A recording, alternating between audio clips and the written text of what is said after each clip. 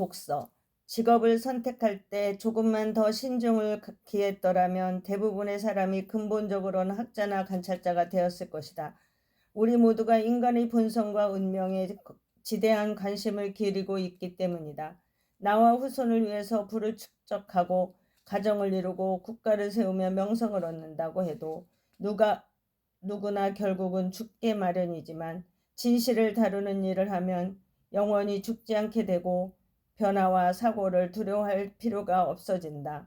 고대 이집트와 인도의 철학자는 신의 조각상을 덮은 베일이 한쪽 끝을 걷어올린 바 있다. 지금까지도 그 베일은 여전히 걷어올린 채이기 때문에 나는 그 신선하고 찬란한 모습을 바라볼 수 있다.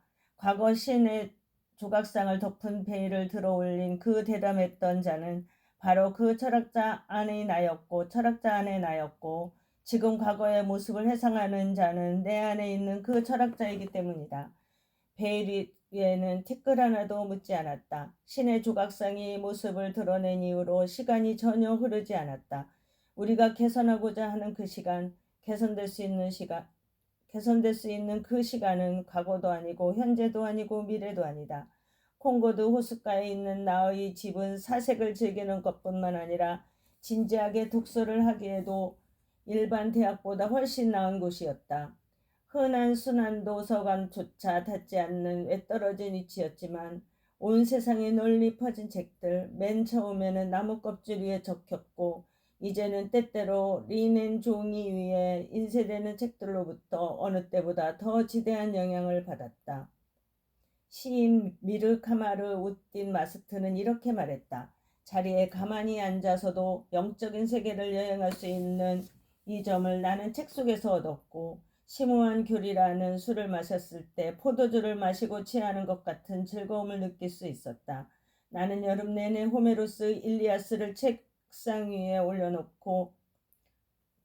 올려두고 시간이 날 때마다 책을 읽어보았다. 일단 집 짓는 일을 마무리하고 동시에 콩밭까지 살피느라 도저히 책을 읽을 틈이 나지 않았다. 그럼에도 얼마 후면 독서할 시간이 충분할 거라는 기대를 품은 채로 마음을 다잡고 있었다. 작업하는 틈틈이 한두 권 정도의 가벼운 여행기도 읽었지만 홀로 호숫가에서 한가히 지내는 나 자신이 부끄러워져 지금 내가 어디 있는 건지 나 스스로를 채근하기도 했다. 학생 입장이었다면 방탕이나 사치에 빠질 위험에 처하지 않고도 그리스어로 적힌 호메로스와 아이스킬로스 작품을 읽을 수 있다. 학생 시절에는 오전에 몇 시간을 할애하여 작품 속에 등장하는 영웅들과 견주어 볼 수 있을 테니 말이다.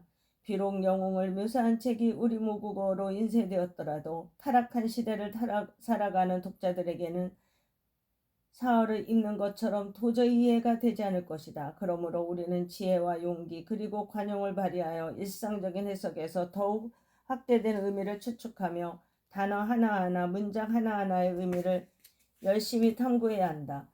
요즘 같은 시절에는 저렴한 비용으로 수많은 번역서를 만들 수 있지만 고대 영웅을 그린 책의 작가에게는 쉽사리 다가가기 힘들다. 그들은 언제나 저만치 떨어져 있는 사람처럼 보이는 데다 책 속에 적힌 내용들도 낯설고 이상해 보이기 때문이다.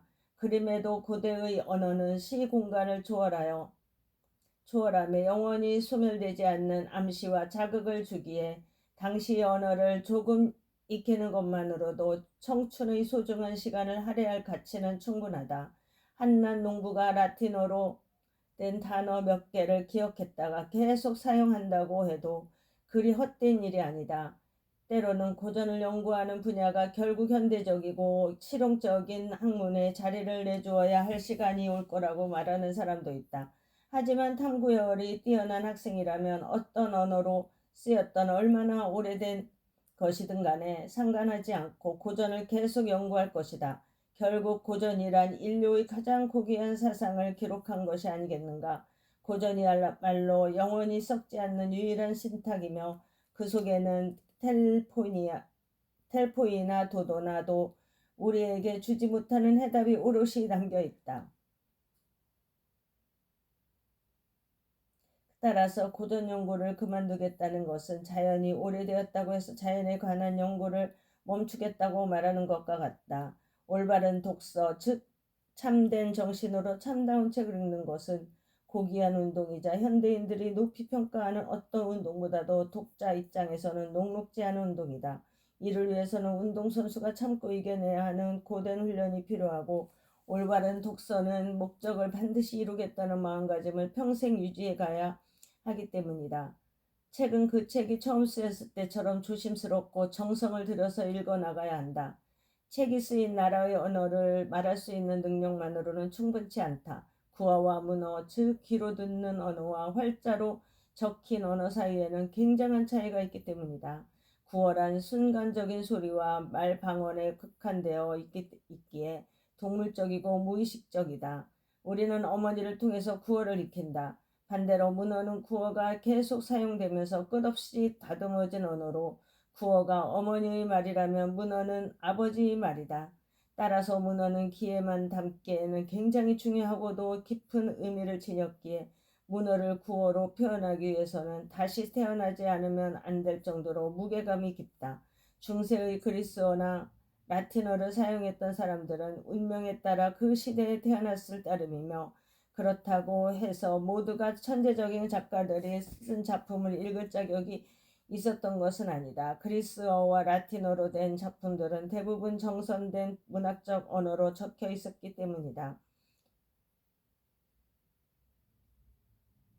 그들은 그리스와 로마에서 상대적으로 고결하게 평가되는 언어를 배우지 않았기에 그런 언어로 적힌 책들은 쓸모없는 휴지나 마찬가지였다.